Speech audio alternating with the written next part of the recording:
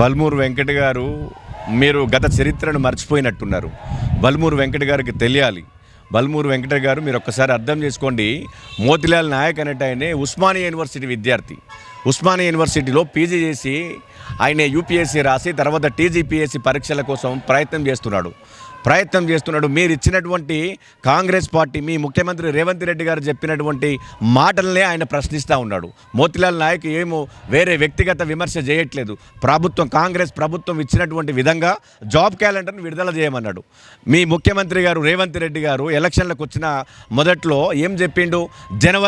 జనవరి మొదటి వారం కానీ రెండవ వారంలోనే జాబ్ క్యాలెండర్ని విడుదల చేసి ఆ జాబ్ క్యాలెండర్ ఆధారంగా మేము ఉద్యోగ నోటిఫికేషన్లు ఇచ్చుకుంటూ పోతామని చెప్పేసి రాష్ట్ర ముఖ్యమంత్రి రేవంత్ రెడ్డి గారు చెప్పిండు కనుకనే దాన్నే అమలు చేయమంటున్నారు. జాబ్ క్యాలెండర్ని విడుదల చేసి దాని ప్రకారం మీరు ఉద్యోగ నోటిఫికేషన్లు అమలు పరచాలని చెప్పేసి మోతిలాల్ నాయక్ గారు ఆయన ఆమరణ నిరాహార దీక్ష చేసి వాళ్ళ గాంధీ ఆసుపత్రిలో ఇవాళ చావు బతుకుల మధ్య కొట్టుమిట్టాడుతూ ఉన్న ఈ రాష్ట్ర ప్రభుత్వము నిమ్మకు నీరెత్తినట్టుగా వ్యవహరిస్తూ ఉన్నది. ఇది సరైనటువంటి విధానం కాదు. దీన్ని భారతీయ జనతా పార్టీ, భారతీయ జనతా యువమోర్చా ఖండిస్తున్నది. వెంటనే మీరు ఈ రాష్ట్ర ప్రభుత్వం దిగొచ్చి ఆయన ఆరోగ్య పరిస్థితులను కనుక్కొని వెంటనే ఆయన దీక్షను విరమింపజేసి జాబ్ క్యాలెండర్ని విడుదల చేయాలని చెప్పేసి మేము డిమాండ్ చేస్తూ ఉన్నాం.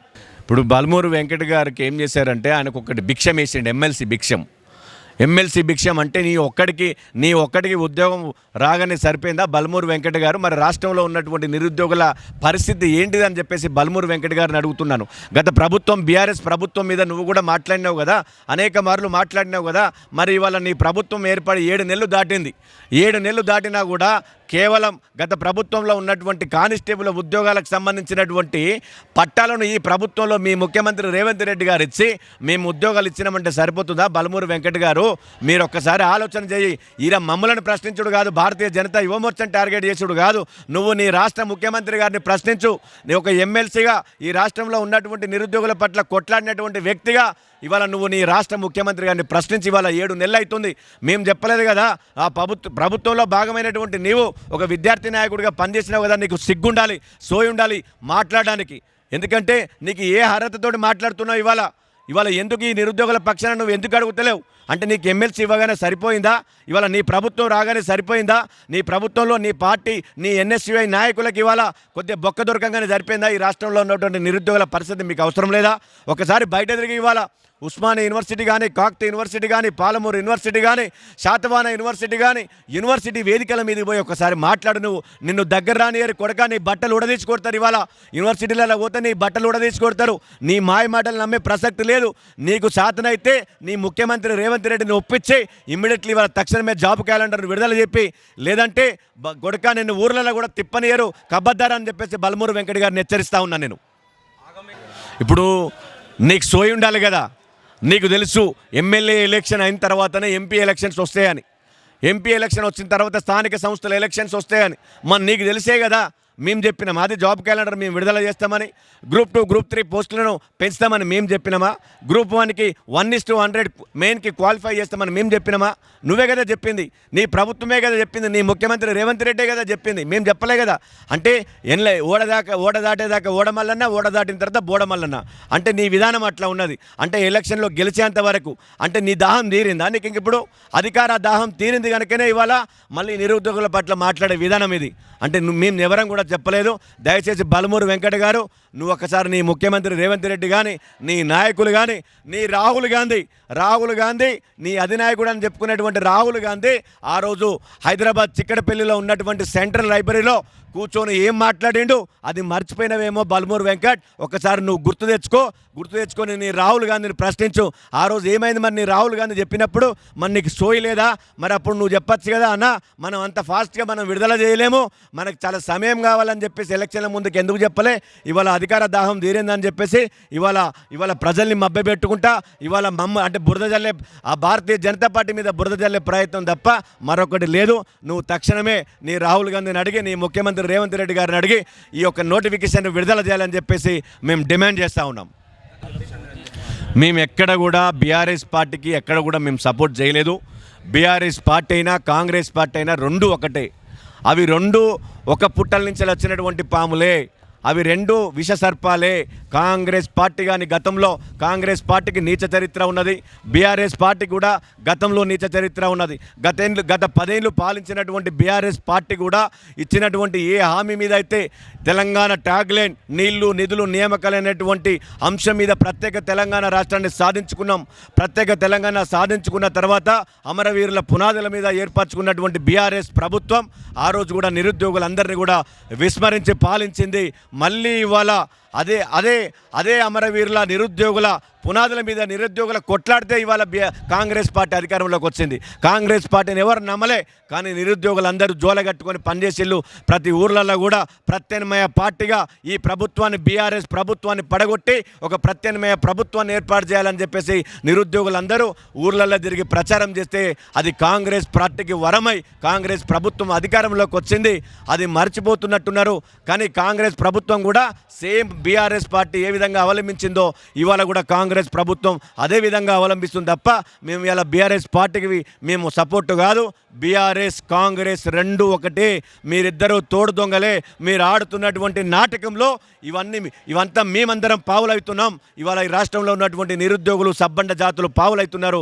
కనుక బీఆర్ఎస్ బీజేపీ ఎప్పుడు కూడా ఒకటి కాదు. మీరు అర్థం చేసుకోండి. కవితను అరెస్ట్ చేసి ఇన్ని రోజులు జైల్లో ఉన్నదంటే మీరు అర్థం చేసుకోవచ్చు. ఇవాళ కాంగ్రెస్ పార్టీ కేవలం కాలయాపన చేయడం కోసం ఇవాళ భారతీయ జనతా పార్టీ మీద బురద జల్లుతున్నది. కాలయాపన ప్రభుత్వంగా మరొకసారి రుజువైందని చెప్పి తెలియజేస్తా ఉన్నాను. ఇప్పుడు మేము అశోక్ సార్ ముమ్మాటికి ఇవాళ నిరుద్యోగుల పక్షాన పోరాడుతూ ఉన్నాడు. ఇప్పుడే కాదు, గతంలో కూడా అశోక్ సార్ అనేక ఉద్యమాలు చేసిండు. యూనివర్సిటీ వేదికల మీద కానీ ఇవాళ బహిరంగ వేదికల మీద కానీ ఎక్కడైతే ప్రతి దగ్గర కూడా ఈ నిరుద్యోగుల పట్ల అశోక్ సార్ కూడా చాలా పాపం కష్టపడుతూ ఉన్నాడు. ఆయన మొన్న కూడా ఎమ్మెల్సీ ఎన్నికల్లో పోటీ చేసినప్పుడు కూడా ఆయన బలమేంతో ఈ రాష్ట్రంలో ఉన్నటువంటి కాంగ్రెస్ ప్రభుత్వానికి తేటతెల్లమైంది. ఇవాళ అలాంటి అశోక్ సార్ ఇవాళ నిరుద్యోగుల పక్షాన కొట్లాడుతూ ఉన్నాడు. నిరుద్యోగులకు ఉద్యోగాలు ఇవ్వండి, నిరుద్యోగులు ఆగమైపోతున్నారు, వాళ్ళ బతుకులు ఛిద్రమైపోతున్నాయి, యూనివర్సిటీ వేదికల మీద గడ్డాలు పెంచుకుంటున్నారు, వాళ్ళకు పెళ్లి పెడాకులు లేకుండా ఇవాళ ఇబ్బంది పడుతున్నారు, వాళ్ళ పరిస్థితులు అగమ్యచరంగా ఉన్నాయి, వాళ్ళ బతుకులు బాగుపరచండి అని చెప్పేసి ఈ కాంగ్రెస్ ప్రభుత్వం మీద ఇవాళ అశోక్ సార్ ఫైట్ చేస్తూ ఉన్నాడు. దానికి మద్దతుగా కూడా భారతీయ జనతా యువమోర్చా మేము కూడా మద్దతు తెలిపినాం. అశోక్ సార్ కొట్లాడేది ముమ్మాటికి నిజమైనటువంటి కొట్లాట.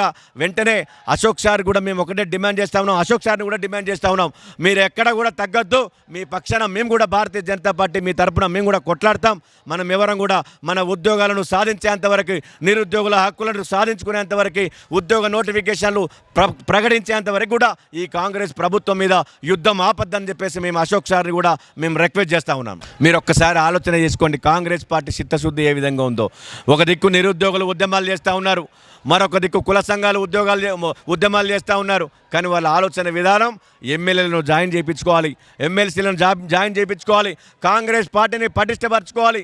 రేపు పొద్దున ఎవరు మళ్ళీ అందులో నుంచి వెళ్ళి రెండో వ్యక్తి ఎవరు వస్తారో, రెండో వ్యక్తి ముఖ్యమంత్రిగా ఎవరు బయటకు వస్తారో వాళ్ళ దాంట్లో అంతర్మతనాలు స్టార్ట్ అయిపోయినాయి, వాళ్ళకి అంతర్కోట్లాటలు స్టార్ట్ అయిపోయినాయి. వాళ్ళ బాధలు అంటే వాళ్ళకి రాష్ట్రంలో ఉన్నటువంటి అభివృద్ధి పట్ల కానీ, నిరుద్యోగుల పట్ల కానీ, ఉద్యోగుల పట్ల కానీ చిత్తశుద్ధి లేకుండా కేవలం వాళ్ళు ఎమ్మెల్సీలను జాయిన్ చేయించుకోవడం, రాజకీయ ప్రక్షాళన చేసుకుంటా ఉన్నారు. వాళ్ళు ప్రభుత్వ ప్రక్షాళన కాదు, ఈ రాష్ట్రంలో ఉన్నటువంటి ప్రభుత్వ ప్రక్షాళన కాకుండా రాజకీయ ప్రక్షాళన చేసుకుంటున్నారు, పార్టీని అభివృద్ధి పరుచుకుంటున్నారు.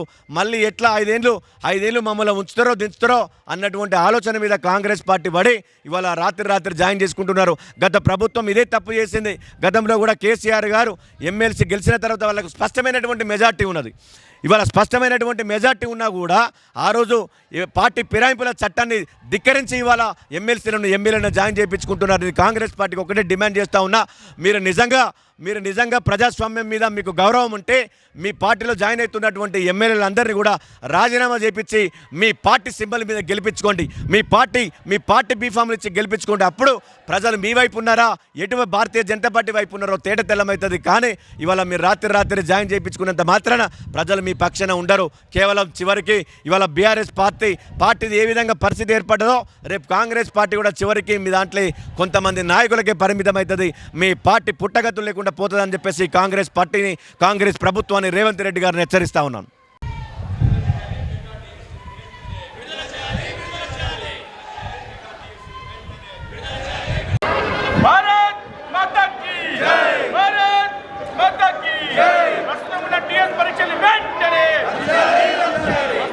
పరీక్షలు వెంటనే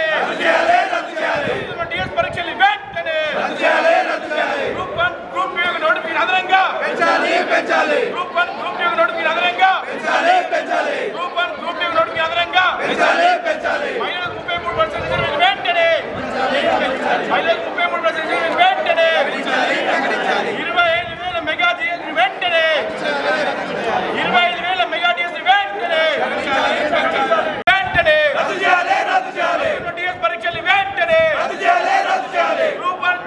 గ్రూప్ 2 నోటిఫికేషన్ అదనంగా గ్రూప్ 1 గ్రూప్ 2 నోటిఫికేషన్ అదనంగా గ్రూప్ 1 గ్రూప్ 2 నోటిఫికేషన్ అదనంగా జాబ్ క్యాలెండర్ వెంటనే జాబ్ క్యాలెండర్ వెంటనే